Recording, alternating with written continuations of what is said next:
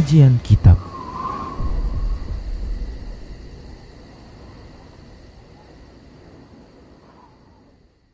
Assalamualaikum warahmatullahi wabarakatuh. Innal hamdalillah nahmaduhu wa nasta'inuhu wa nastaghfiruh wa na'udzu billahi min shururi anfusina wa sayyiati a'malina.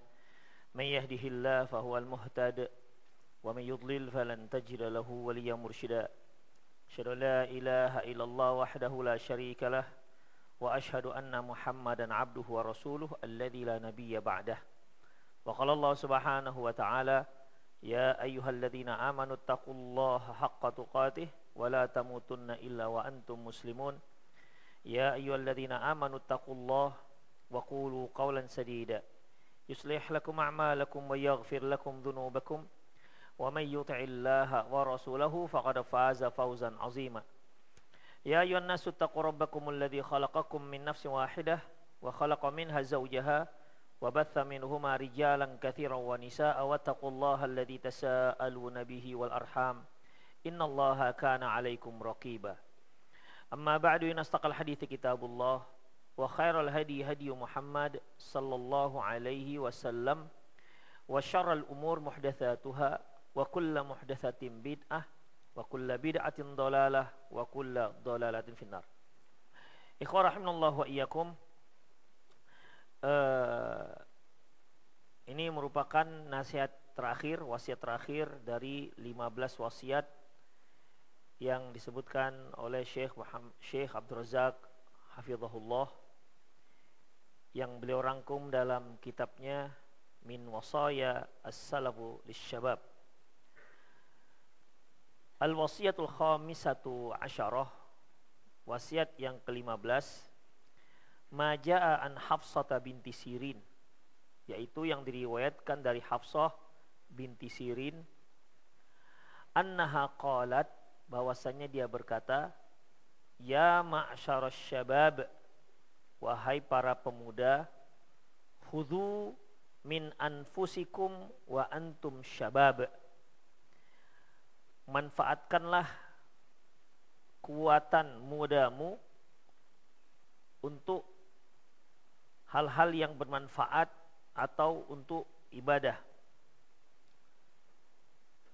Diartikan oleh sebagian ulama, istathmiru quwwata syababi lil ibadah. Gunakanlah potensi mudamu untuk ibadah kepada Allah Subhanahu wa taala. Fa inni wallahi ma ra'aitul amala illa fis syabab. Sesungguhnya aku tidak melihat amalan itu kecuali di masa muda. Di sini Syekh Abdul Razak menyebutkan, wa qauluha, adapun ucapan Hafsah binti Sirin, ma ra'aitul amal illa fis syabab, aku tidak melihat suatu amal kecuali ketika muda, yaitu annal marhalatas syababi min a'zamil marahil allati hiya marhalatul khair in wuffiqash syabu biidnillahi liightinamiha. Yaitu artinya, aku tidak melihat amalan itu ada kecuali pada masa muda. Artinya sesungguhnya masa muda merupakan fase yang paling cemerlang dan fase kebaikan jika Allah Subhanahu wa taala berikan taufik kepada si pemuda tersebut untuk memanfaatkannya. Ini nasihat dari Hafsah binti Sirin. Artinya beliau kembali mengingatkan, kalau yang kemarin ada beberapa ulama ya, tapi kali ini Syekh ingin menyebutkan bahwasanya seorang alimah, seorang syekhah Hafsah binti Sirin juga memberikan nasihat yang mirip, yang sama sebagaimana para ulama-ulama yang lain. Hafsah binti Sirin ini, ikhwah, dia adalah Ummu Hudzail Al-Ansariyah. Berarti dia memang penduduk Madinah, Al-Basriyah, dari daerah Basrah. Beliau lahir di tahun 30 Hijriah dan wafat di tahun sekitar 100 Hijriah. beliau meriwayatkan beberapa hadis dari Ummu Atiyah, dan beliau juga meriwayatkan dari Anas bin Malik dan beberapa sahabat yang lainnya. Ummu Atiyah ini seorang sahabiah yang terkenal, yang sering membahas ataupun menceritakan kepada kita tentang bagaimana cara penyelenggaraan jenazah, terutama yang terkait dengan jenazah wanita. Beliau juga banyak meriwayatkan hal-hal yang terkait dengan kaum wanita. Ummu Atiyah, dia adalah syekhohnya Hafsah binti Sirin. Hafsah binti Sirin ini menyebutkan bahwasanya masa muda adalah masa yang paling cemerlang, di mana masa tersebut masa yang banyak kebaikan yang bisa dibuat.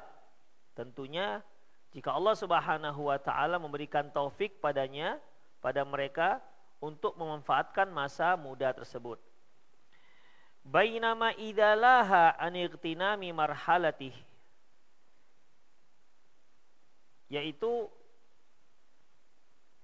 jika dibandingkan orang-orang yang mengabaikan dalam mengambil faedah, mengabaikan manfaat di masa muda.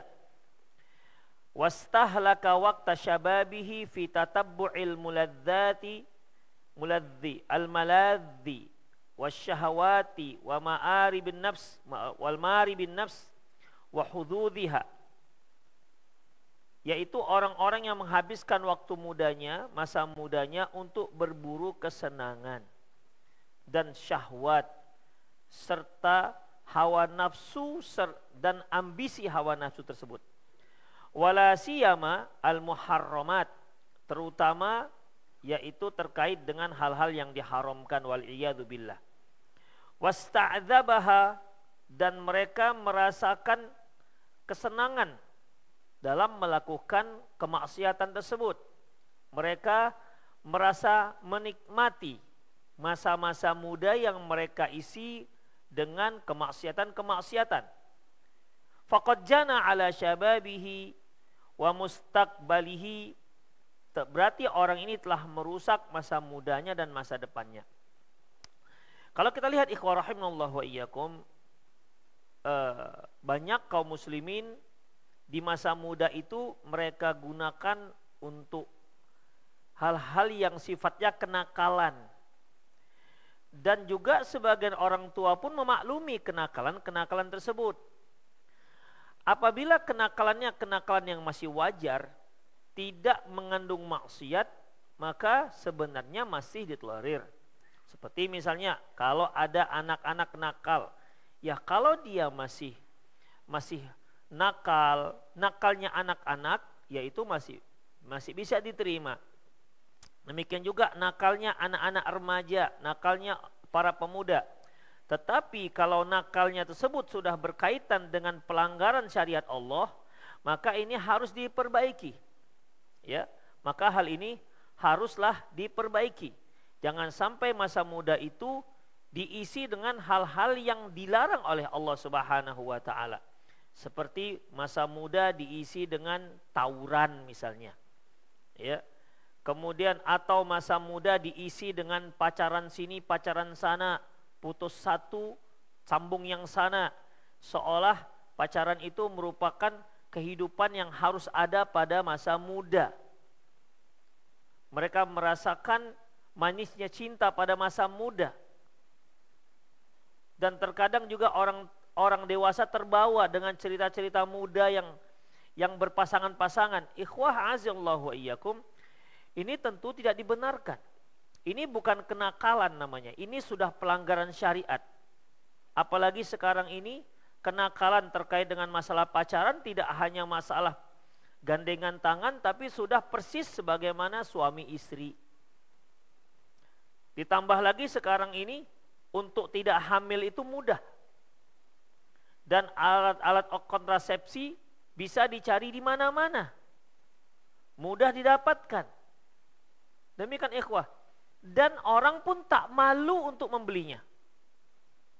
Dahulu orang yang bersuami, orang yang beristri, membelinya malu. Itu yang punya istri, yang sudah berkeluarga. Sekarang anak-anak muda membelinya itu satu hal yang biasa. Bahkan buat stok di tas-tas mereka. Ini dianggap masa muda. Na'udzubillah min dzalik. Jadi ikhwah rahimanallah wa iyyakum, mereka yang memanfaatkan masa muda untuk kesenangan dunia, dihabiskan untuk maksiat kepada Allah. Ini sama artinya dia sedang merusak masa muda, ikhwah. Dan kita sebagai orang tua jangan mentolerir yang seperti ini. Tidak boleh kita katakan, alah, yaudahlah namanya anak muda, masa remaja. Kadang-kadang kita pun bisa mengatakan nanti juga taubatnya itu. Nanti juga taubatnya dia itu. Nanti kalau dia sudah besar, ngertinya dia. Ikhwah rahimanallah wa iyyakum, kalau masalah-masalah pelanggaran, tentu kita harus ajarkan kepada anak-anak kita. Terutama anak-anak remaja. Apalagi kebiasaan-kebiasaan sekarang ini. Makanya ikhwah, kalau bisa saya katakan bahwasanya cobaan untuk anak remaja sekarang itu lebih berat ketimbang cobaan waktu saya masih remaja dulu. Terlalu berat ikhwah. Dan kalau kita tidak siapkan anak kita sekarang untuk masa depan dia nanti, dia akan lebih parah kejadiannya dibandingkan anak masa remaja sekarang. Rasulullah SAW pernah mengatakan, la ya'ti qauman illa kana ba'du syarrum minhu. Tidak datang satu kaum kecuali setelahnya itu lebih buruk dibandingkan sebelumnya. Dan memang kalau kita lihat ikhwah, secara umum generasi sebelumnya itu lebih baik dibandingkan generasi yang datang setelahnya. Secara umum. Demikian ikhwah. Demikian juga generasi ini akan datang berikutnya dengan generasi yang lebih buruk. Sekali lagi secara umum. Penilaian kita secara umum, ya benar-benar ikhwah. Kita perhatikan, kita mungkin pernah dengar lah nenek kita cerita, kakek kita cerita bagaimana dahulu. Bagaimana di zaman kakek itu bagaimana juga zaman sekarang ini. Zaman kita dulu waktu masih remaja, kemudian zaman anak remaja sekarang. Hampir sekarang ini hampir tidak malu lagi ikhwah. Gandengan tangan, peluk-pelukan, kis-kisan, ya. Demikian, itu sudah satu hal yang tidak ada masalah. Bahkan apa yang ditonton, kalau dahulu itu ketika ada mau adegan kiss, cium, cut. Demikian, di-cut. Sekarang enggak di-cut-cut lagi. Dan itu suatu hal yang sudah sangat biasa. Demikian ikhwah. Jadi sensor film lembaga sensor film itu nggak nyensor lagi, itu sudah biasa ikhwah. Bayangkan biasa. Hingga nanti satu hari akan muncul satu zaman masalah sudah zina begitu saja sudah nggak disensor lagi sudah. Na'udzubillah min dzalik. Makanya ikhwah, antum sekarang yang masa muda, antum akan punya anak. Yang akan dihadapi anak antum itu lebih berat dibandingkan yang antum hadap sekarang. Demikian ikhwah. Dahulu masih ingat lagi bahwasanya mereka yang punya pacar, tulis surat gitu kan, nyurat, dikirim, kadang-kadang nyasar ke kepala sekolah, dipanggil ke sekolah, dipanggil ke kantor. Demikian, ini bukan saya. Saya menceritakan yang sekitar, yang antum curigai saya pula. Demikian ikhwah. Dan itu kenapa sampai dipanggil ke kantor? Artinya suatu hal yang bermasalah. Itu ikhwah. Kalau dulu zaman saya itu yang merokok satu-satu ikhwah. Mungkin di kelas saya itu, apalagi saya STM. Memang laki-laki betul kan. Bukan bencong-bencong gitu di situ masuk. Demikian.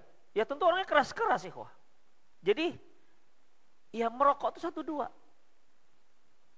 Sekarang merokok gimana ikhwah? Merokok itu suatu seperti lifestyle-nya anak muda sekarang.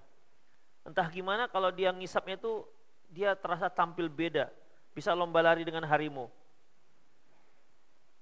Entah apa hubungannya antara lomba lari dengan harimau dengan merokok. Tapi begitulah ikhwah, termakan promo, termakan iklan. Demikian ikhwah. Dan kalau masalah narkoba jangan tanya lagi, hadits wala haraj kata orang Arab. Ceritakan, terlalu banyak sudah kejadian-kejadiannya. Demikianlah ikhwah rahimanallah wa iyyakum. Jadi dalam masalah ini, apabila seorang menghabiskan masa mudanya untuk maksiat, habislah dia. Kenapa demikian? Bukankah masih ada masa tua tempat bertaubat? Permasalahannya Anda yakinkah Anda sampai tua? Yakinkah Anda itu sampai pada usia tua di mana Anda bisa bertaubat? Kalaupun kita sampai tua, ikhwah, amalan kebaikan kita yang kita lakukan di masa tua itu tidak sebanding dengan nilai amalan kebaikan ketika seorang itu masih muda.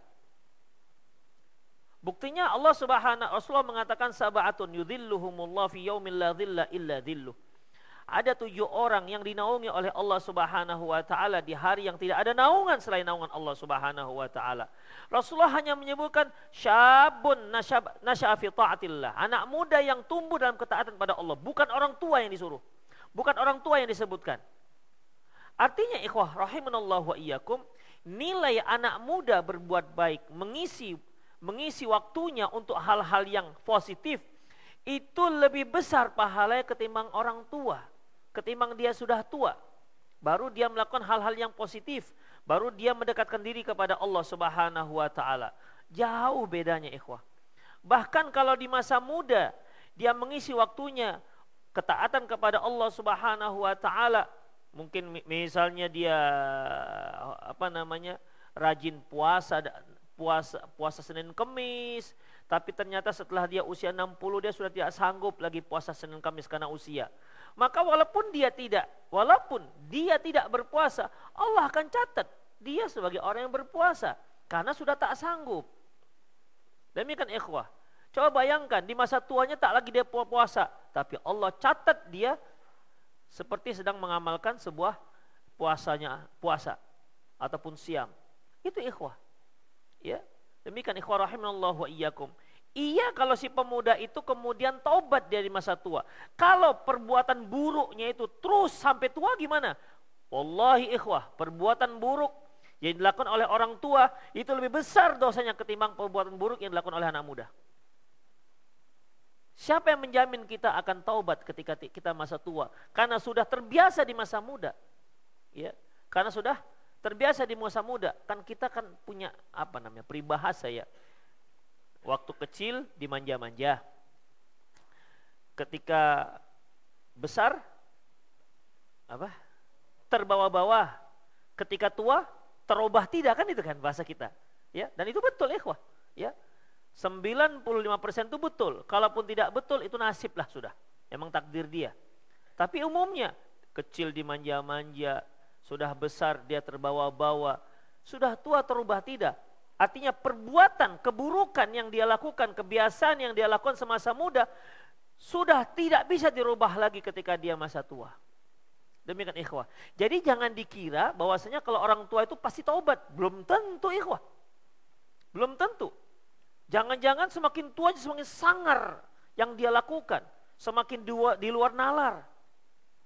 Demikian ikhwah, anak-anak muda yang mencuri dari usia 15 sampai usia 35, berapa lah yang dia curi?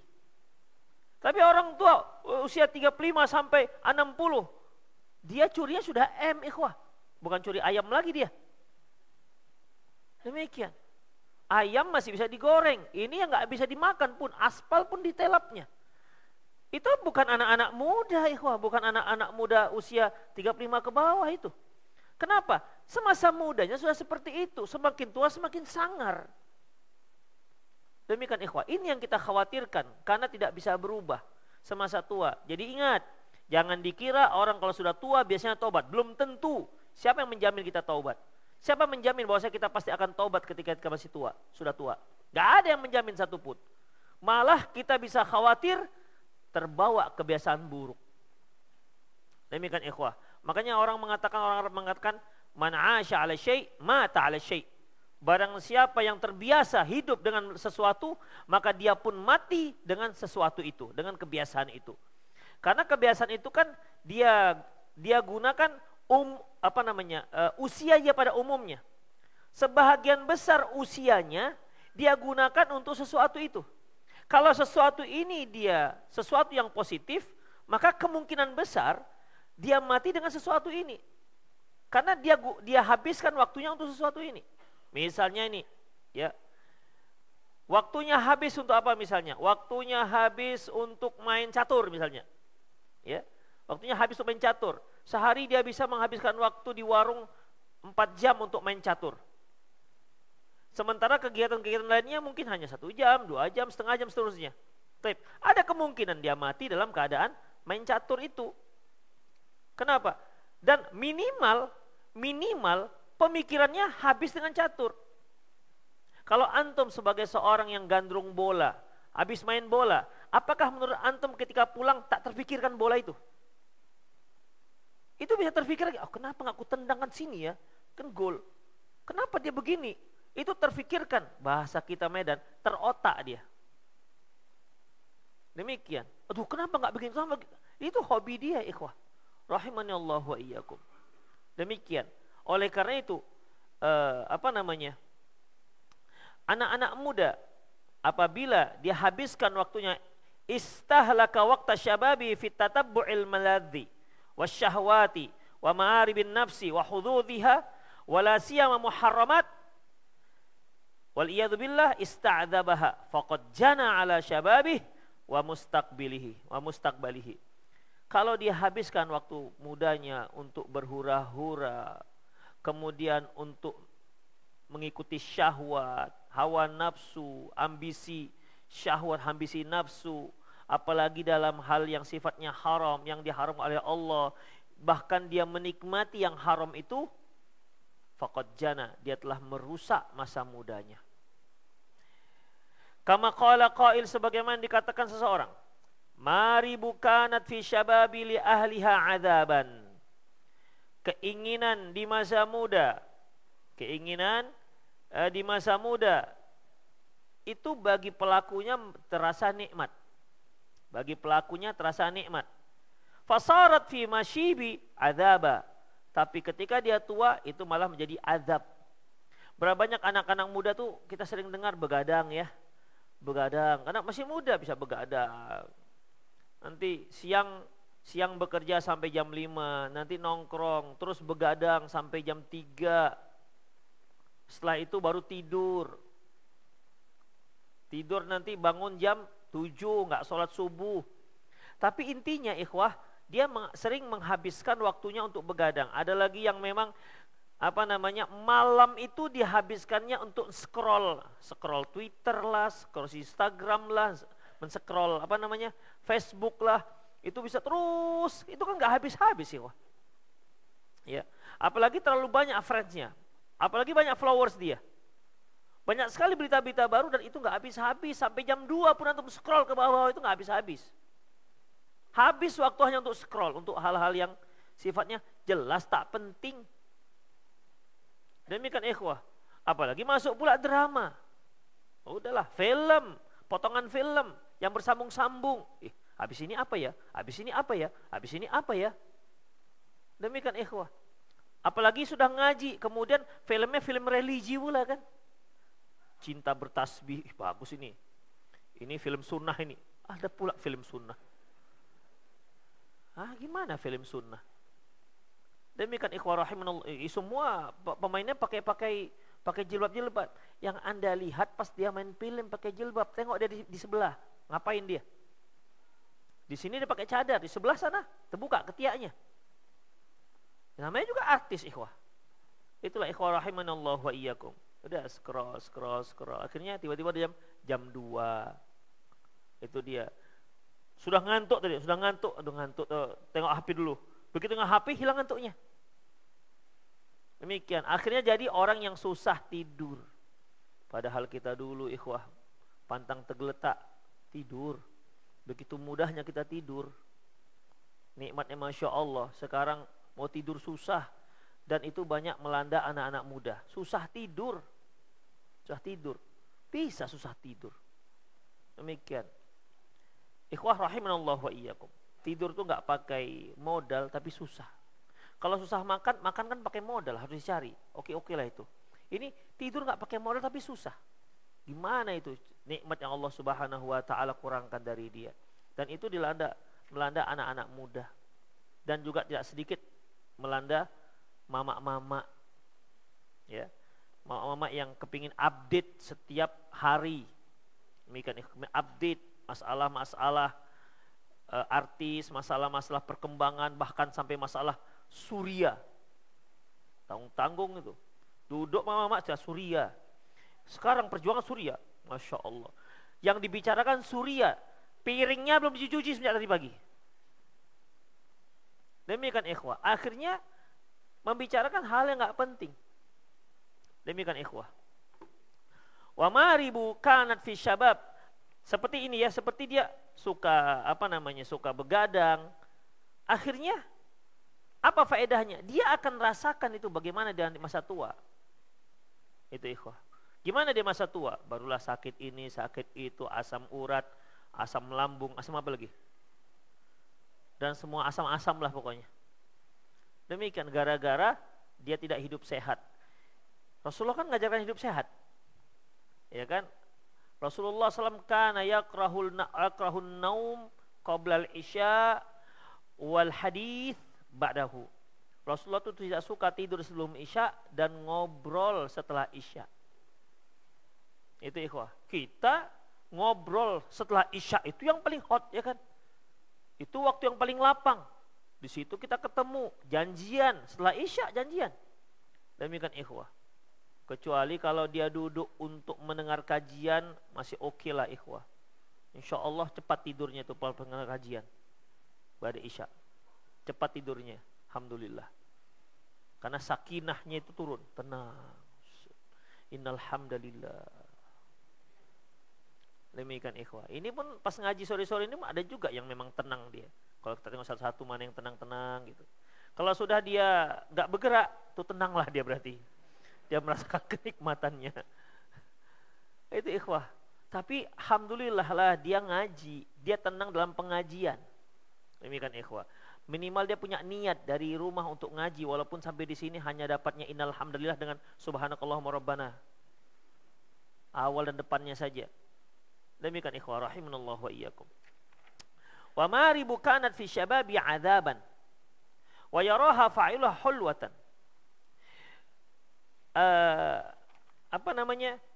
Keinginan-keinginan masa muda itu idzaban, bukan adzaban ya, idzaban. Beda azab dengan idzab.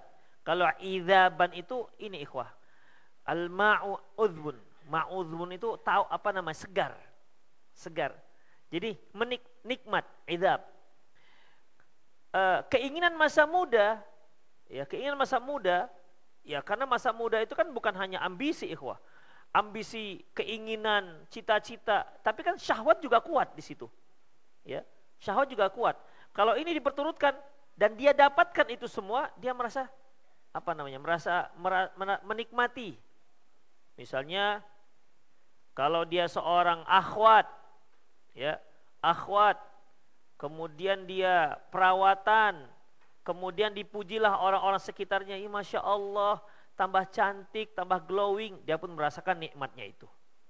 Apalagi semua para cowok melirik ke dia, gitu kan? Dia pun semakin pede, bagaikan ratu Balkis dia lewat di depan orang-orang. Demikian ikhwah. Kenapa? Dia menikmati itu. Dia menikmati itu. Dia akan semakin pamer dengan kecantikannya. Demikian ikhwah. Yang punya harta, misalnya anak muda biasanya apa? Kalau anak muda kendaraannya sepeda motor lah ya, sepeda motor besar. Jarang-jarang juga anak yang belum menikah itu punya mobil, itu jarang. Kalau dia pakai berarti punya orang tuanya tuh, umumnya begitu umumnya. Minjam itu umumnya. Ya paling kaya sepeda motor lah mereka. Itu udah bagus sekali itu. Itu pun kredit biasanya. Demikian ikhwah. Ya tentu dia dengan bangganya kan pakai moginya begitu. Yang akabungku, besar tangkinya. Padahal tak enak dipakai ikhwah. Bungkuk gini pakai, mana enak pakainya. Tapi kan yang penting gayanya itu demikian. Tak ada gunanya juga sebenarnya kan. Tak ada gunanya juga. Tapi begitulah kehidupan anak muda. Penampilannya, demikian ikhwah. Apalagi anak-anak muda modern sekarang. Kalau dahulu yang namanya perawatan hanya ceweknya. Sekarang para cowok-cowok juga perawatan. Khawatir ada komedo. Jerawat, rasanya gimana gitu ada jerawat. Itu kan bisa perempuan yang begitu, bukan laki-laki. Laki-laki apa codet dia gitu kan, menunjukkan ini kita itu pejuang, codet di sini nggak masalah. Demikian, itu pekerja keras. Kalau laki-laki mulus itu kok itu mau ngapain lah dia di dunia ini. Demikian ikhwah rahimanallahu wa iyyakum. Baik. Jadi begitulah ikhwah, ya itulah kondisi sekarang ini yang kita lihat. Si pelakunya merasakan manisnya masa muda itu dengan hal-hal yang dia terlarang. Falamma kabura fi sinni wajadaha adzaban alai. Ketika dia sudah besar baru dia faham bahwasanya itu merupakan azab. Wadzalika bisababi ma tarattaba 'alaiha min awaqibil khawkhimah. Itu dikarenakan akibat-akibat yang buruk yang telah dia lakukan ketika dia masa muda. Fasyababu marhalatun 'azimatun jiddan fi hayatil mar'i. Pemuda itu, masa muda itu merupakan fase yang sangat agung pada kehidupan seseorang. Wa yambaghi 'alaihi ayyuhsina igtinamiha. Hendaklah dia benar-benar manfaatkan masa muda tersebut. Wa ayyujahida nafsahu wa mujahadatan tammatan ala adami tafwiti khairiha wa barakatiha. Dan dia hendak keluarkan potensinya habis-habisan. Keluarkan semua potensinya untuk mendapatkan kebaikan masa muda tersebut. Jangan sampai terleput. Musta'inan billahi azza wa jalla, dengan seraya memohon pertolongan dari Allah Subhanahu wa taala. Taliban muddahu wa aunahu. Taliban maddahu wa aunahu wa taufiqah. Seraya memohon pertolongannya, taufik dari Allah Subhanahu wa taala. Wa ayyudzakkira nafsahu bi anna Allah sa'il an hadhil marhalah su'alan 'aziman yauma yalqah. Dan hendaklah dia senantiasa mengingat bahwasanya dirinya itu, masa mudanya itu nanti akan ditanya oleh Allah Subhanahu wa taala. Ya, akan ditanya, masa muda akan ditanya seperti yang sudah pernah kita pelajari di nasihat yang pertama, ya. Di nasihat yang pertama dari Ibnu Abbas radhiyallahu anhu qala Rasulullah, apa kata beliau? Iqtanim khamsan qabla khamsin. Manfaatkan yang 5 sebelum datang yang 5. Yang pertama, poin pertama beliau sebutkan syababaka qabla haramik. Masa mudamu sebelum datang masa tuamu. Itu yang pertama. Kemudian dan seterusnya, dan beliau pun menyebutkan yang 5 lagi, yang 4 lagi. Kemudian dari Ibnu Mas'ud, apa kata Nabi SAW? La yazulu qadamu bini Adam yaumal qiyamati min indi rabbi hatta yus'alu an khamsin. Bahwasanya kaki anak Adam tidak akan bergerak di hari kiamat nanti dari tempatnya sampai dia ditanya akan 5 hal. Di antara yang ditanya adalah wa an syababi fi ma ablah. Masa mudanya dia habiskan kemana? Ditanya ikhwah. Masa tua enggak ditanya. Masa tua, masa anak-anak ditanya secara khusus, secara umum, yaitu wa an umrihi fi ma afnah. Akan ditanya usia yang diberikan, kemana dia habiskan. Tapi masa muda ditanyakan secara khusus. Padahal masa muda itu termasuk dalam usia. Ya, termasuk dalam usia. Tapi secara khusus dia akan ditanya. Secara khusus akan ditanya. Menunjukkan bahwasanya masa muda itu masa yang sangat penting. Ya. Masa muda adalah masa yang penting. Ketika Ibnu Abbas mengatakan manfaatkan yang 5 sebelum datang yang 5, di antaranya itu syababaka qabla haramik. Masa mudamu sebelum datang masa tuamu. Kemudian yang kelimanya disebutkan wahayataka qabla mautik. Masa hidupmu sebelum datang masa matimu. Padahal masa muda itu kan termasuk masa hidup. Kalau ditanyakan akan manfaatkan masa hidupmu sebelum datang masa matimu, ya itu kan masa dari mulai kecil, muda, sampai tua, termasuk. Tapi Rasulullah menyebutkan masa muda secara khusus.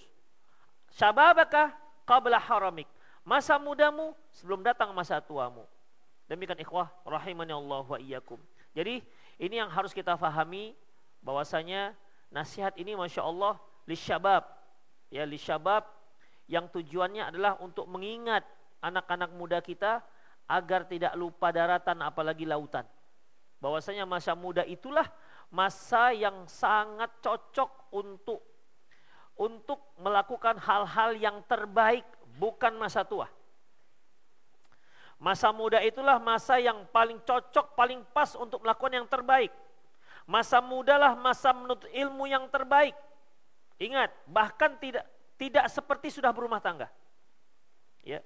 Kan ada masa muda nih. Muda ini kan ada yang belum berumah tangga, ada yang sudah berumah tangga. Demikian. Menuntut ilmu itu yang paling baik sebelum berumah tangga, ikhwah.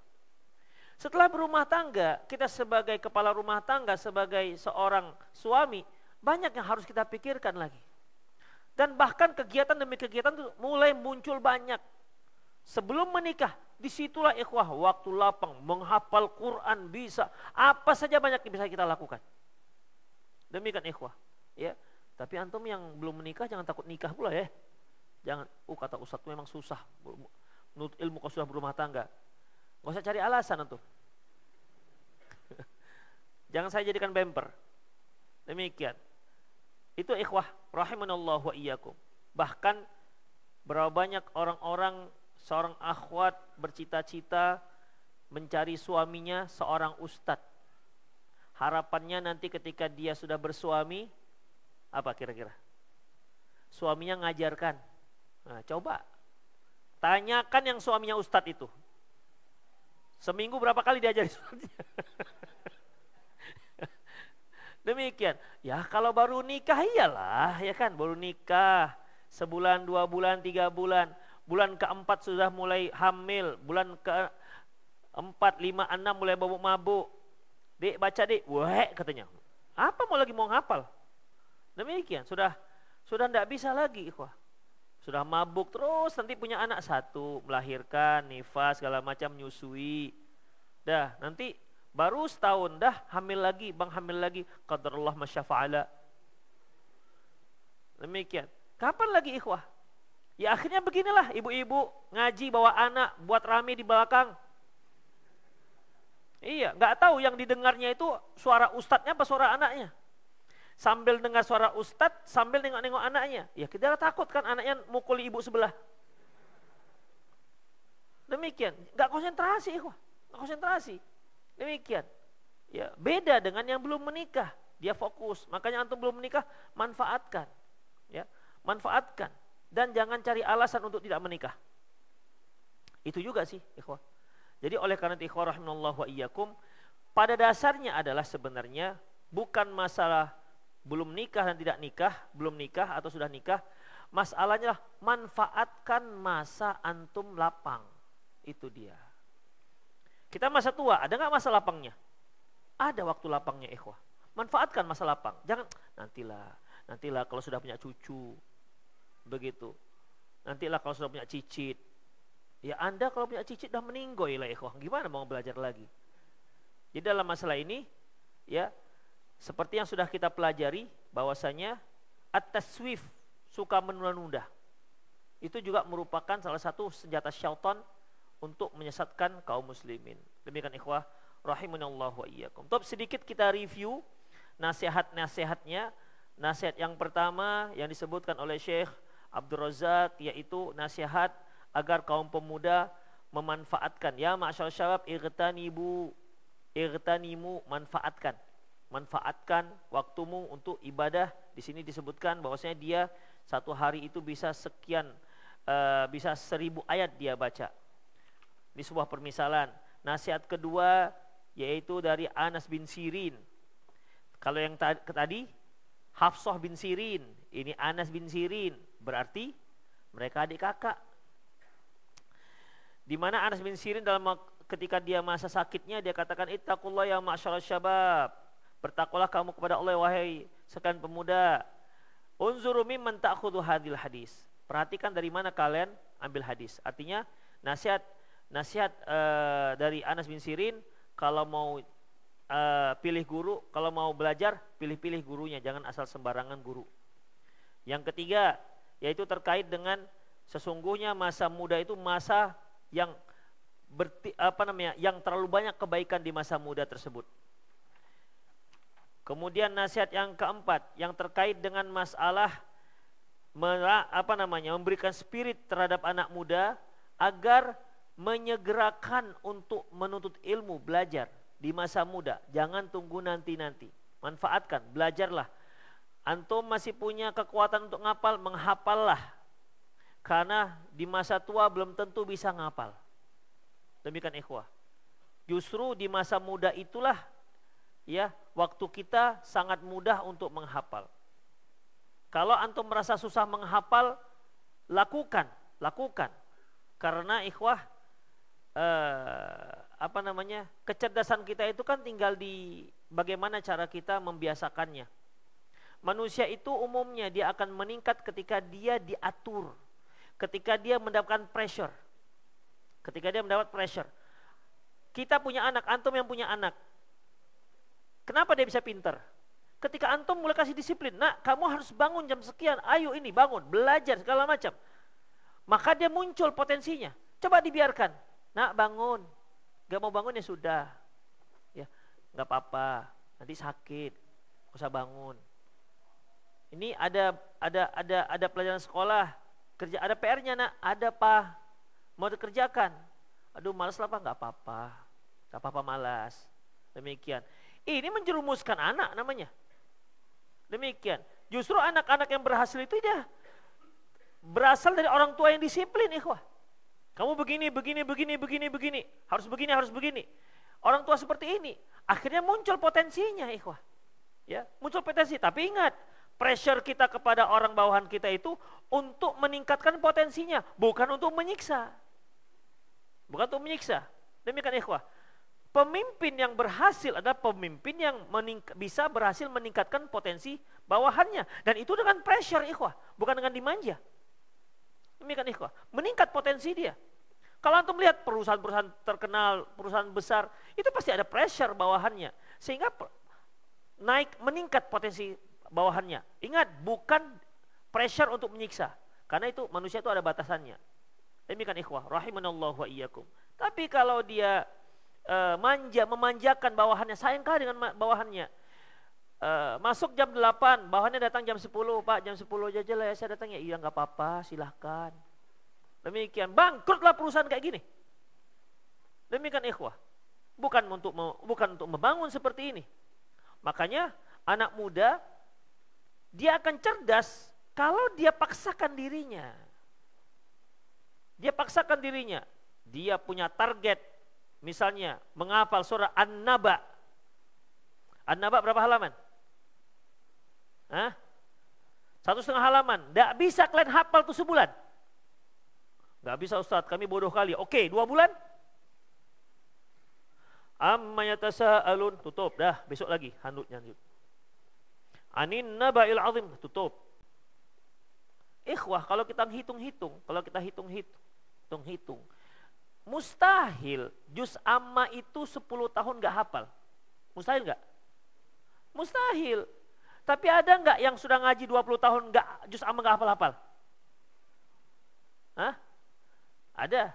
Anak muda sudah 5 tahun juz amma gak hafal-hafal. Ada. Kenapa? Karena memang gak dibiasakan menghafal. Itu aja sebenarnya. Bukan gak mampu. Ikhwah, sangat jarang orang yang sangat bodoh dan sangat jarang orang yang sangat pintar. Jarang. Umumnya biasa-biasa aja. Sedang dan bisa. Kenapa nggak bisa? Ya kalau orang kawan kita lihat dia amma yatasa'alun sudah langsung hafal. Kita 10 kali kenapa rupanya hafal? Amma yatasa'alun 10 kali baru hafal. Kenapa rupanya? Yang penting kan hafal. Tapi kan kita potensi awal itu harus dikerahkan. Dan itu hanya pertama, keduanya nggak gitu lagi, ketiganya sudah semakin cerdas. Otak kita itu seperti pisau yang tadi bekarat, dibiarkan bekarat deh kok, semakin tebal karatnya, semakin blow on dia jadinya. Tapi diasah, semakin tajam. Sama anak muda orang tua juga seperti itu. Tapi kalau nggak diasah, dibiarkan bekarat, lama-lama putus sarafnya. Nggak dibiasakan untuk untuk menuntut ilmu, untuk menghafal. Demikian, ikhwah, rahimanallah wa iyyakum. Jangankan orang yang belum menghafal, yang sudah menghafal saja ketika dia tidak gunakan lagi, yang sudah dia hafal bisa lupa. Demikian, ikhwah. Tapi intinya begitu, ya. Itulah makanya, ikhwah, kita nggak bicara orang tua, kita bicara anak muda. Kalau nggak sekarang antum menghafal, aduh, jangan tanya lagi. Jangan tunggulah Ustadz, tunggu dapat istri nanti kita ngapal-ngapal bareng dengan istri. Heleh, ngapal dengan istri. Kemudian yang kelima, nasihatnya yaitu mencari akhirat, ya. Mencari akhirat, dan di sini nasihat dari Hasan Al-Basri. Kalian cari akhirat, dunia pasti datang. Ya. Cari akhirat, dunia pasti datang. Tapi kalau kalian cari dunia, belum tentu akhirat bisa bisa datang. Kemudian yang keenam, nasihat dari Uqbah bin Abil Hakim. Ini terkait dengan juga dengan anak muda, mengingatkan mereka bahwasanya anak muda itu juga meninggal. Jadi tidak usah tunggu masa tua, ya. Nggak usah nanti sajalah saya begini, nanti saya begitu, nggak usah. Sekarang, ya sekarang. Kita punya waktu lapang sekarang sudah. Jangan nanti-nanti. Kenapa? Karena orang tua juga, anak muda juga mati. Anak muda mati, orang tua mati, orang miskin mati, orang kaya mati, mati semua ikhwah. Nggak ada ketentuan harus sudah tua baru mati. Kemudian ikhwah rahimahullahikum, nasihat yang ketujuh. Nasihat yang ketujuh ini terkait dengan masalah mengingatkan bahwasanya para nabi itu semua diutus di masa muda. Nggak ada yang sudah tua baru diutus jadi nabi. Itu menunjukkan memang yang sanggup mengemban dakwah itu, dakwah yang berat itu ya anak muda bukan orang tua. Yang kesembilan terkait dengan masalah anak muda yang suka di masjid tapi suka ngobrol di masjid, buat ribut saja di masjid. Nah, diingatkan oleh Ja'far, ya. Beliau lagi sholat, dia mendengar ketika sholat itu anak-anak muda buat ribut, ngobrol di masjid tapi buat ribut.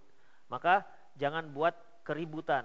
Sampai kemarin BKM membuat judul, jangan buat keributan di masjid. Akhirnya banyak juga yang baper tuh waktu itu. Padahal kita ngaji masalah ini. Kemudian ikhwah rahimanallahu wa iyyakum, yang nasihat yang ke-10 yaitu masalah anak muda ini kan banyak ketika ketemu sekarang banyak variasi ucapan salamnya. Salam olahraga, salam super, salam bola, salam apa lagi? Udah banyaklah salam-salam sekarang ikhwah. Yang waktu kami dulu nggak pernah ada salam super. Apa salam super? Rokok super ada dulu. Demikian. Salam bola nggak pernah muncul, tapi sekarang sudah ada. Salam olahraga, salam bola, salam senam, ada salam senam. Nah itulah ikhwah, banyak salam-salam yang lain. Jadi gimana? Ditekankan bahwasanya salam itu assalamualaikum warahmatullahi wabarakatuh. Itu salamnya kaum muslimin. Jangan pakai salam-salam yang lain, ya. Termasuk salam-salam yang dianggap modern, pakai pakai bahasa Inggris. Boleh silahkan, ya. Boleh silakan ketika antum bertemu dengan seseorang agak ada keren sedikit, antum katakan good morning sir, boleh assalamualaikum, tambah assalamualaikumnya, assalamualaikum good morning sir. Kalau antum bertemu dengan orang muslim yang barat. Tapi kalau antum bertemu dengan muslim yang Sumatera Barat, jangan good morning sir, jangan. So assalamualaikum ya cukup itu, nggak usah pakai good morning, good morning. Demikian ikhwah. Jadi karena sekarang ngobrol dicampur-campur pakai Inggris sepertinya modern kan sekarang. Campur-campur. Aduh, saya itu sangat tired. Iya, banyak kali ceritanya. Demikian. I'm hungry. Lapar selesai ikhwah, jelas semua orang bisa memahaminya. Kan komunikasi itu kan fungsinya untuk memahami, ya kan? Tapi sekarang itu ada fungsinya bicara itu supaya nampak keren. Nah itu dia, jadi nampak keren. Demikian. Kemudian ikhwah, yang ke-10. Nah, yang ke-11 yaitu terkait dengan masalah kembali diingatkan anak muda masalah kekuatannya manfaatkan untuk ketaatan kepada Allah Subhanahu wa taala. Yang ke-12 khusus di sini Sufyan Ats-Tsauri mengingatkan anak muda supaya jangan abaikan sholatnya, terutama sholat wajib. Ke-13 terkait dengan masalah memberi spirit kepada anak muda untuk mendapatkan surga. Ya, di sini Hasan Al-Basri mengatakan, apa kalian tidak kangen dengan para bidadari surga? Nah, gitu.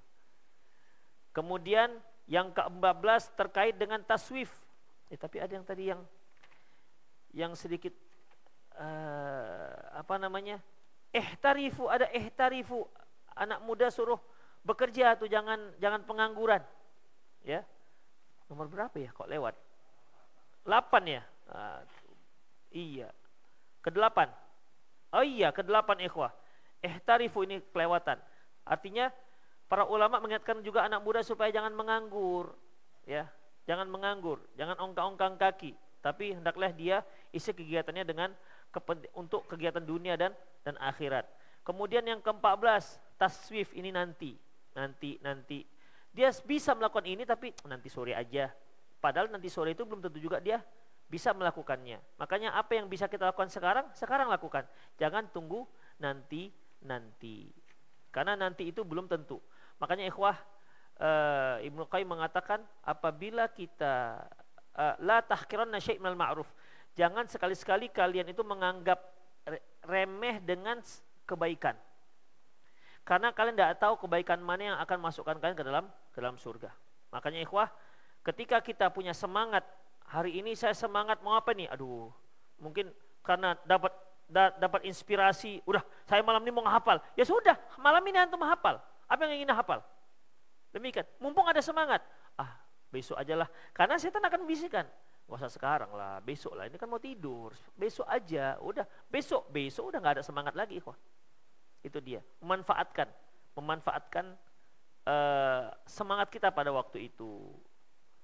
Tapi yang terakhir, apa yang kita katakan tadi, yaitu kembali mengingatkan, yaitu Hafsah binti Sirin mengingatkan kita terkait dengan masalah memanfaatkan masa muda. Itulah ikhwah min wasaya salaf lisyabab yang disusun oleh Syekh Abdul Razak bin Abdul Muhsin Al-Badr yang merupakan pengajar tetap di Masjid Nabawi. Beliau juga seorang profesor yang pengajar dosen di Universitas Madinah Al-Munawwarah. Demikian ikhwah, semoga Allah Subhanahu wa taala memberikan rahmatnya kepada beliau. Hadza ma tayassara jam'uhu fi hadzal bab, inilah yang mudah dikumpulkan di masalah ini. Wasallallahu al-karimu rabbal arsyil azim bi asma'il husna wa sifatul ulya ayyuwaffiqana lima yuhibbuhu wa yarda min sadidil aqwal wa salihil a'mal wa yuslih lana sya'nana kullah wa alla yakilna ila amrina tarfata ain wa ayyahdiyana ilaihi siratal mustaqim. Wa sallallahu ala nabiyina Muhammad wa ala alihi wa ashabihi ajma'in. Wa akhir da'wan alhamdulillahirabbil alamin. Selesai buku ini. Ini karena fotokopinya yang besar, terjemahnya kecilnya. Demikian ikhwah. Tapi masya Allah manfaatnya sangat luar biasa. Tapi bagi para ikhwah yang ingin bertanya, baik dari dari nasihat yang pertama sampai nasihat yang terakhir, jika memang ada yang perlu dipertanyakan, tafadhol. Salam, silakan. Assalamualaikum Ustaz. Salam. Ana mau bertanya Ustaz. Ya. Apa penyebab seseorang terhalangi dari taufik Allah? Dia sering mengaji, dia tahu ilmu, tapi dia tidak mengamalkannya. Sama seperti yang Ustaz bilang tadi. Ya. Berat untuk menghafal Al-Quran. Ya. Ustaz. Dah itu aja. Oh ya, bentar ya. Saya cari sesuatu ini. Taib, atau yang mau nanya juga di 0813 600 661. Taib ikhwah. Menghafal Quran. Berat menghafal Quran. Ikhwah begini. Kita perlu ketahui, Allah telah mengatakan, "Walaqad yassarnal Qur'ana lidzikri fahal mim muddakir." Kami telah memudahkan Al-Quran untuk dihafal. Ada enggak yang mau menghafal? Artinya, Quran itu sangat mudah untuk dihafal. Sampai Imam Al-Qurtubi mengatakan mudah dihafal, baik orang Arab maupun yang non-Arab. Buktinya anak-anak TK bisa menghafal Al-Quran. Dan Masya Allah, Allah menjamin Al-Quran ini tidak akan bisa diubah-ubah oleh siapapun. Karena apa ikhwah? Saking banyaknya yang hafal Quran. Kalau para ulama-ulama kita dahulu 10 tahun sudah hafal Quran. Bagi mereka mudah menghafal Quran. Kenapa? Karena memang habitnya itu. Lingkungan mereka itu ya lingkungan anak kecil itu yang hafal Quran. Begitu. Nggak ada dicampur joget-joget. Nggak ada campur joget-joget, nggak ada campur senam poco-poco, nggak ada. Semuanya full Al-Quran. Demikian ikhwah. Sehingga bagi mereka Al-Quran itu hafalnya ya seperti kita hafal Al-Fatihah. Makanya ketika mereka berbicara tentang Al-Quran, tentang syariat Allah, mereka sudah memiliki hukum-hukum dasar yang tercantum dalam Al-Quran. Demikian ikhwah. Itu yang pertama, bahwasanya Al-Quran itu mudah untuk dihafal. Yang kedua, Kenapa seorang itu sulit untuk menghafal Quran? Yang kedua dikarenakan kurang sungguh. Kurang sungguh. Tidak menyediakan waktu. Coba sediakan waktu, jangan banyak-banyak, tapi setiap hari. Setengah jam aja. Hafal satu hari itu, tidak apa-apa satu baris. Satu baris saja. Susah nggak ikhwah menghafal satu baris, 1,5 jam? Nggak susah. Itu dia. Kalau susah juga ya sudah setengah baris. Ikhwah, perhatikan. Satu juz itu kan sebanyak 20 halaman. Ya, 20 halaman. Satu halaman itu ada yang 15 baris, ada yang 13 baris. Kita anggap saja 15 baris. Berarti 15 kali 20 berapa ikhwah? 300. Berarti kan satu baris itu 300 hari. Masih tersisa 2 bulan, 65 hari. Udah. Oke, berarti satu juz itu kalau kita hafal satu hari satu baris, berarti satu juz itu bisa 10 bulan. Kita genapkan 1 tahun. Gak usah begitu. Berarti kita genapkan 2 tahun, bisa nggak? Berarti kan setengah baris. Nggak sampai setengah baris. 2 tahun 1 juz. Ini bukan untuk orang-orang yang sibuk lah ikhwah. Oke lah 2 tahun 1 juz. Ustadz ngasih, oke 3 tahun 1 juz. Berarti kan 6 tahun 2 juz. Ikhwah itu udah paten kalau untuk orang-orang yang sibuk. Pak silahkan Pak baca nun wal qalam. Hafal nun dia. Hafal tabarok dia. Ini sudah lama ngaji. Inna a'tayna. Oh jenggot sudah segini. Awak kira juga kan ikhwah kalau kita berada di satu masjid, imam yang enggak ada, semua enggak ada jenggot, kita sendiri punya jenggot. Biasanya yang dimajukan jadi imam siapa? Yang berjenggot. Jadi ciri orang baik itu berjenggot ikhwah. Iya. Walaupun nanti begitu disuruh baca tetap ina atau ina juga sama seperti yang lain-lain sama. Tapi kan penampakannya kan sudah bagus, udah good looking dia. Wah ini betul-betul scholar, ini betul-betul orang-orang alim ini. Silakan Pak, harapannya paling agak panjang sedikit lah gitu. Banyak juga ina atau ina juga. Ya nggak ada masalah sih, ya nggak ada masalah. Jadi intinya sebenarnya ikhwah kurang sungguh. Satu lagi jauhkan maksiat, berupaya. Yang keempat, doa. Itu ikhwah. Insya Allah bisa. Ada nggak orang yang banyak maksiat juga akhirnya dia hafal Quran? Ada. Ada. Demikian. Ada. Tapi kan kita inginnya ada yang kita hafal dan itu berpengaruh terhadap kehidupan kita. Bukan sekedar hafal. Demikian. Allahu a'lam bishawab. Ada lagi silakan. Ibu-ibu juga boleh di 0813 600 661. Fadhol. Ada yang langsung silakan.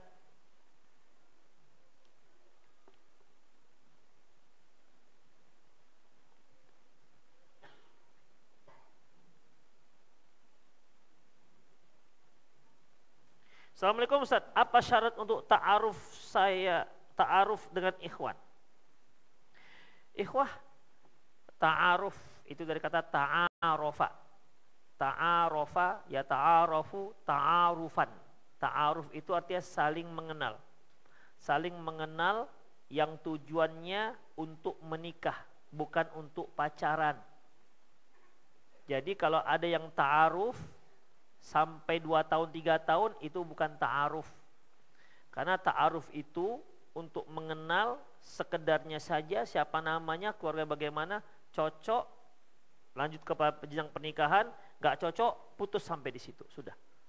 Nggak ada harus dibawa istilahnya apa mereka outbound begitu kan. Outbound kan ada orang-orang yang buat biro jodoh tapi nanti dipertemukan mereka kemudian di outbound, bawa outbound tapi biaya mereka sendiri untuk saling mengenal. Wah itu tidak dibenarkan. Demikian. Jadi syaratnya apa? Syaratnya biodata. Biodata, Anda orang mana, kita laga biodatanya, kasihkan ke akhwat, kasihkan ke ikhwan, cocok, lanjut, bertemu. Demikian. Cocok fisiknya, oke lanjut lagi. Untuk yang lebih deep talk kata orang, deep talk, agak keren sedikit. Supaya pembicaraan lebih dalam.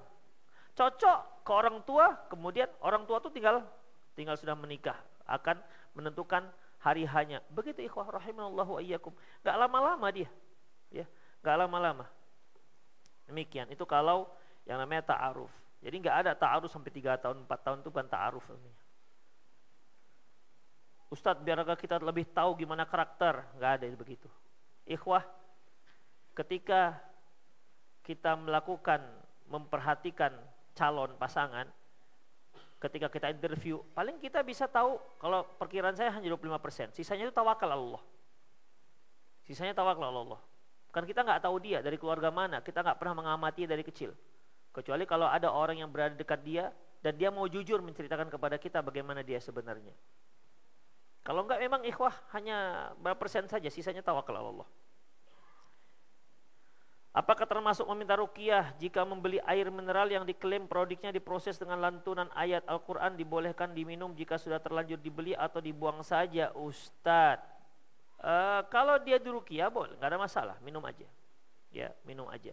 Tapi ikhwah rahimanallahu wa iyyakum, kalau antum meruqyah, ruqyahlah ruqyah mandiri. Nggak usah beli-beli seperti itu karena antum pun bisa melakukannya. Jangan dikira bahwasanya ruqyah itu merupakan dominasi para ustadz. Sehingga hanya ustadz lah yang bisa meruqyah. Antum pun bisa. Yang penting antum bisa baca Quran, kemudian antum niatkan itu ruqyah, maka antum pun menjadi seorang peruqyah. Demikian ikhwah. Jadi semuanya bisa karena itu syariat. Syariat tidak dominasi oleh persoalan tertentu, kalangan tertentu. Rasulullah selesai, Ustadz, bagaimana cara Rasulullah setelah selesai mensolatkan jenazah di masjid? Ya diangkat jenazahnya, jangan dibiarkan tinggal di situ. Selesai disolatkan, diangkat, dibawa. Tidak ada setelah itu, misalnya zikir-zikir lagi, tidak ada lagi yang namanya doa-doa lagi. Ikhwah, doanya sudah cukup di dalam sholat jenazah. Demikian ikhwah, sudah cukup.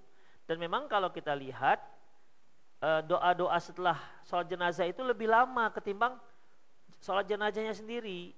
Demikian. Belum lagi pertanyaan apakah dia ini baik. Awak bilang baik lah, masa nggak awak bilang nggak baik kan? Cari berantem lah jadinya itu kan. Ya baik lah Pak, macam mana lagi? Ya baik. Demikian, dan itu pertanyaan seperti itu tidak harus seperti itu ikhwah. Karena persaksian itu cukup dengan masyarakat, tidak harus ditanya seperti itu. Allahu a'lam bishawab. Ya diangkat kemudian dibawa ke kuburan, itulah dia.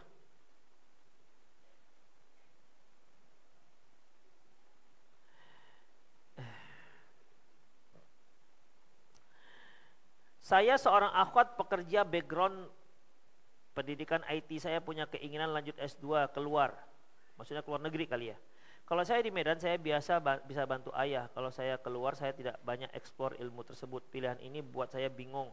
Bagaimana pandangan Islam soal itu? Tanya orang tua antum. Tanya orang tua anti. Bagaimana? Karena ikhwah, akhwat ini tidak sama dengan ikhwan. Akhwat ini fisiknya itu memang diciptakan Allah, dia banyak di rumah, bukan banyak di luar. Bukan untuk menyelesaikan banyak masalah-masalah berat dunia, enggak. Bukan untuk menyelesaikan masalah perang Suriah, enggak. Ya, enggak. Mereka lebih difokuskan untuk masalah rumah tangga, anak-anak, fokus mempelajari anak, mengamati anak, mempelajari pendidikan anak. Itu mereka yang cocok. Jadi kalau dia fokus dengan sekolahnya S2 enggak ada masalah. Tapi juga kan harus dipikirkan juga nikahnya kapan. Demikian ikhwah. Wanita nanti kalau sudah 35 tingkat kesuburannya sudah berbeda. Laki-laki masih subur, 35 masih subur, masih berminyak dia ikhwah. 45 masih berminyak dia. Demikian, kental pun minyaknya itu. Itu beda dengan perempuan, kesuburannya sudah berbeda. Sementara kita berumah tangga itu kan menginginkan generasi. Yang generasi ini kita harapkan akan mendoakan kita ketika kita sudah meninggal dunia. Itulah dia. Dan banyak para akhwat ini dan ikhwah yang wanita karir. Kalau sekarang disebut dengan cewek independen. Tuh, cewek independen. Artinya cewek yang tak butuh laki-laki. Karena dia sudah bisa memenuhi kebutuhan hidupnya sendiri. Tapi ternyata nggak bisa, ikhwah. Banyak para wanita-wanita ini setelah dia usia 35 tahun, dia merasa lonely. Dia merasa bahkan sampai pada ness-nya pun, loneliness. Dia merasa sepi. Orang-orang ada di sekitar dia tapi dia merasa kesepian. Kenapa? Memang gak ada pasangan. Demikian. Kalau dia usia misalnya 40 sudah profesor, yang berani maju dengan dia siapa? Kan gak mungkin ikhwan-ikhwan yang usia yang tamatan SD mau melamar profesor. Dia pun yang mau melamar kan tengok-tengok dulu kan. Cok sekupur dengan dia, tengok. Abang tamatan mana? SMA bang, SMA di. Abang ngaca lah, awak profesor. Tentu kan gak matching deh ikhwah. Semakin sulit.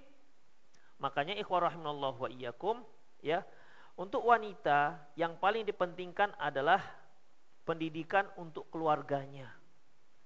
Pendidikan untuk keluarganya. Adapun pendidikan IT segala macamnya boleh silahkan. Tapi kan itu sebenarnya untuk cari duit kan. Untuk cari duit. Sementara wanita itu Allah tetapkan tinggal minta. Bukan untuk mencari. Minta aja kan suaminya. Demikian ikhwah. Baik. Jadi misalnya dia bisa komputer. Nah, tentu untuk ini mengajarkan anaknya juga ada orang lain yang bisa mengajarkan. Demikian ikhwah, ya. Boleh silahkan, tapi jangan lupakan masalah-masalah pribadi, pentingan pribadi yang terkait dengan hari akhir seperti berumah tangga. Nah, untuk akhwat ini saya sarankan tanyakan kepada orang tua mana yang terbaik, ya. Kalau orang tua katakan ya sudahlah kamu nak keluarlah di sana, tapi gak usah kau balik-balik lagi, itu berarti marah. Itu berarti marah kalau begitu. Demikian, berarti jangan pergi ke sana. Demikian. Ada orang tua itu ikhwah memang gak rela anaknya itu pergi jauh-jauh, apalagi perempuan. Demikian. Jadi yang penting tanya dulu orang tua apa yang mereka ridho. Kalau mereka katakan udah di Indonesia saja, udah di Medan aja, jangan kemana-mana. Demikian ikhwah. Karena kalau di luar sana kan banyak sekali yang harus mereka hadapi sendiri.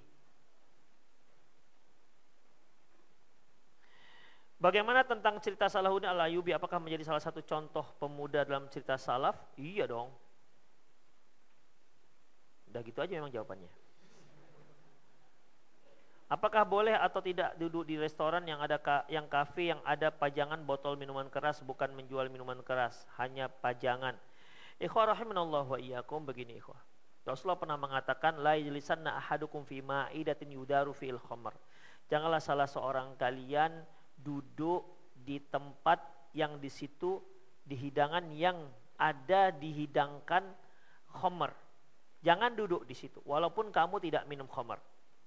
Nah, sekarang permasalahannya adalah dia nggak dihidangkan tapi dipajang. Dia tidak dihidangkan tapi dipajang. Ikhwah rahimanallahu wa iyyakum. Saya nggak katakan haram duduk di situ karena dia tidak dihidangkan. Tetapi ikhwah, kita itu dididik oleh Allah Subhanahu wa taala untuk membenci kemaksiatan. Saya tanya ikhwah, antum lagi makan. Udah.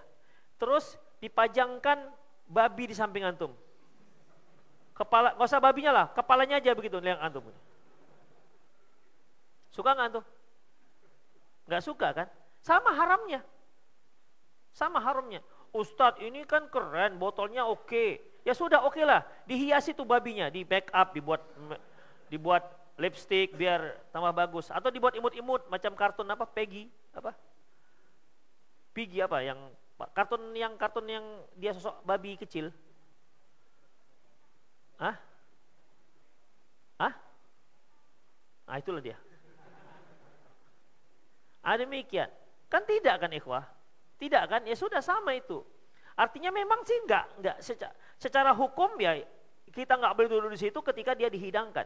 Tapi dia enggak dihidangkan. Tapi kita merasa nyaman dengan itu. Kita merasa keren botolnya. Kan enggak seperti botol sirup kan? Botol kan enggak ada orang pula sirup kurnia atau dipanjang-panjang kan juga gitu kan. Karena memang enggak ada bentuk-bentuknya. Demikian. Dia memang jual sirup, bukan jual botol. Nah, ini kan jual botol, botolnya juga bagus-bagus. Kemudian walaupun gak ada isinya, ditaruhkan air yang berwarna-warni seolah-olah dia minuman keras. Tapi masih ada merek-mereknya, ikhwah. Jadi seperti itu, tidak usah, karena membuat kita menjadi nyaman. Awalnya sih nyaman, gak ada masalah, terasa keren. Nah, itu awal daripada kemaksiatan, awal ya. Nanti bisa saja lama-kelamaan menjadi kita berada di hadapan kita sudah biasa. Kenapa? Dipajangkan sudah biasa. Demikian ikhwah rahimanallah wa iyyakum. Itulah dia. Ya, jadi saya nggak katakan nggak boleh, tapi jauhilah yang seperti itu. Karena membuat kita tidak lagi mengingkari kemaksiatan, membuat kita nyaman dengan itu semua. Demikian ikhwah rahimanallah wa iyyakum. Allahu a'lam. Ada yang mau nanya langsung? Jadi enggak usah ya. Enggak usah. Innal halala bayyinun wa innal harama bayyinun. Yang haram jelas, yang halal itu jelas. Wa bainahuma umur mustabihat. Di antara keduanya ada perkara-perkara yang syubhat. La ya'rifu katsirun minan nas, enggak banyak yang tahu. Artinya kalau dia diminum, kalau dihidangkan jelas haram. Enggak boleh kan? Duduk di situ. Sekarang dia enggak dihidangkan tapi dipajang-pajangkan. Kan menjadi syubhat.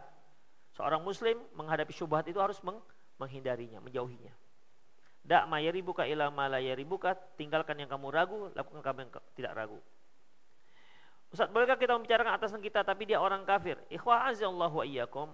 Rasulullah ketika mengatakan tentang masalah ghibah, apa kata beliau? Dzikruka akhaka bima yakrah. Engkau menyebutkan tentang saudaramu yang tidak dia sukai. Para ulama berbeda pendapat tentang masalah menggibahi orang kafir, apakah dibolehkan? Karena hadis menyebutkan dzikruka akhaka bima yakrah. Engkau menyebutkan tentang saudaramu yang tidak dia sukai. Ikhwah, saya cenderung pada pendapat yang mengatakan bahwasanya dzikruka akhaka bima yakrah, yaitu zahaba sabil ghalib, artinya dia itu disebutkan karena saudaramu karena pada umumnya pada waktu itu kaum muslimin. Bukan berarti kalau orang kafir dibolehkan. Demikian ikhwah. Kharaja makhrajal ghalib. Pada umumnya pada waktu itu kaum muslimin. Makanya disebutkan hanya kaum muslimin. Bukan berarti kalau orang kafir boleh. Karena kalau kita lihat efek daripada ghibah, menggibahi orang muslim dengan menggibahi orang kafir sama enggak efeknya? Sama efeknya. Allahu a'lam bishawab.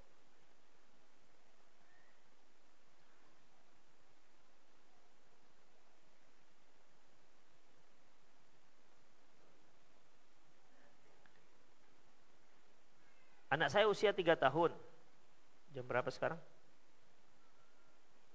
Anak saya usia 3 tahun. Bagaimana cara yang baik mengajarkan anak untuk belajar dan menghafal Al-Quran?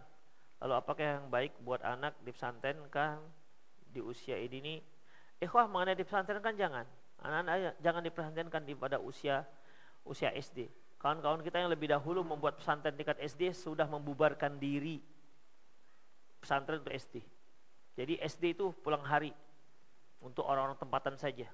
Kalau orang tuanya mau menyekolahkan anaknya, orang tuanya datang tinggal di situ. Jadi pulang hari, tidak tinggal di pesantren. Karena memang ikhwah, saya saksikan langsung anak-anak yang sempat yang dulu ya, waktu itu kan ada buat pesantren untuk tingkat SD. Saya perhatikan langsung, ya Allah kasihan, baunya luar biasa ikhwah. Ya, saya masuk masjid khusus untuk mereka, untuk SD anak-anak. Begitu masuk, assalamualaikum, aromanya amis. Ikhwah, perhatikan, kita itu punya anak 3, ada yang 5. Itu sudah keteter mengajarkan mereka. Itu pun 2 tahun, 3 tahun, 2 tahun, 4 tahun, 6 tahun gitu kan. Ini ikhwah, rata-rata 6 tahun, namanya kelas 1. Bayangkan, satu musyrif nanti mengelola 20 anak. Apakah antum berharap guru yang mengelola 20 anak ini akan mengelola seperti antum mengelola anak antum sendiri 3 orang atau 5 orang? Ya enggak. Jadi wajar kalau mereka kudisan, kurapan, panuan. Demikian ikhwah. Ya seperti anak yatim lah saya lihat itu. Kasihan nengok.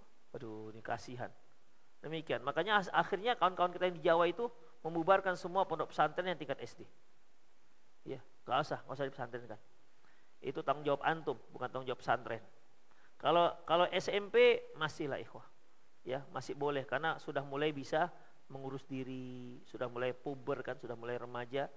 bisa membersihkan diri. Kalau anak-anak seusia SD, saya kira kalau nggak kita suruh mandi, nggak mandi dia, ya kan? Jangan-jangan kalau dia nggak kita suruh istinja, nggak istinja dia, dibiarkan tergantung-gantung di situ mungkin. Kan bisa begitu, ikhwan. Namanya anak-anak, gimana? Demikian. Apalagi mau antum pesantren TK, Allahu Akbar, jadi apa jadinya? Ya udahlah, ikhwah. Ustadz, apa yang harus dilakukan apabila ayah suka membanding-bandingkan anak dengan orang lain? Ikhwah,